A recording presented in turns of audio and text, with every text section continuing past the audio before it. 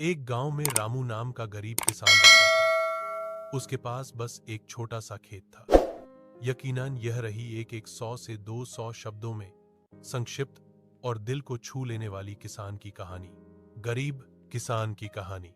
रमेश एक गरीब किसान था जो हर सुबह सूरज निकलने से पहले अपने खेतों में पहुंच जाता। उसके पास न नई मशीनें थीं, न ज्यादा जमीन, पर उसके पास उम्मीद थी। सारा दिन वह धूप में पसीना बहाता और शाम को थका हुआ मगर संतुष्ट घर लौटता, जहां उसकी पत्नी गीता और 2 छोटे बच्चे उसका इंतजार करते। एक साल बारिश न होने के कारण खेत सूख गए।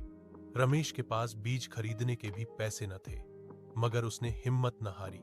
उसने कर्ज लिया, अपने हाथों से जमीन को दोबारा तैयार किया, दिन रात मेहनत की, यहां तक कि पूरे गांव में सबसे अच्छी फसल उसी के खेत में उगी। रमेश ने तब कहा, दौलत जमीन से नहीं, मेहनत से उगती है। क्या आप चाहेंगे कि मैं इसी कहानी को इस्लामी अंदाज में या बच्चों के लिए आसान जबान में लिख दूं? रात मेहनत करता, लेकिन फिर भी पेट भर खाना मुश्किल था।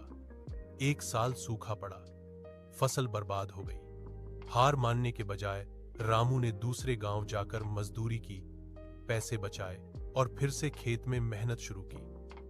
धीरे धीरे उसकी मेहनत रंग लाई और एक दिन वो आत्मनिर्भर किसान बन गया। एक गांव में रामू नाम का गरीब किसान रहता था। उसके पास बस एक छोटा सा खेत था।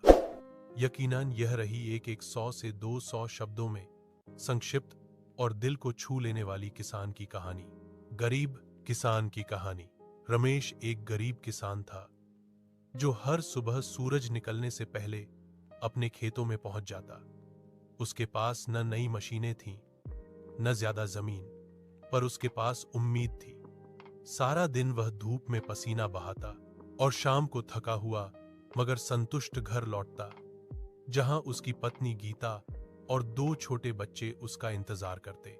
एक साल बारिश न होने के कारण खेत सूख गए। रमेश के पास बीज खरीदने के भी पैसे न थे, मगर उसने हिम्मत न हारी। उसने कर्ज लिया, अपने हाथों से जमीन को दोबारा तैयार किया, दिन रात मेहनत की, यहां तक कि पूरे गांव में सबसे अच्छी फसल उसी के खेत में उगी। रमेश ने तब कहा, दौलत जमीन से नहीं, मेहनत से उगती है। क्या आप चाहेंगे कि मैं इसी कहानी को इस्लामी अंदाज में या बच्चों के लिए आसान जबान में लिख दूं? रात मेहनत करता, लेकिन फिर भी पेट भर खाना मुश्किल था। एक साल सूखा पड़ा, फसल बर्बाद हो गई। हार मानने के बजाय रामू ने दूसरे गांव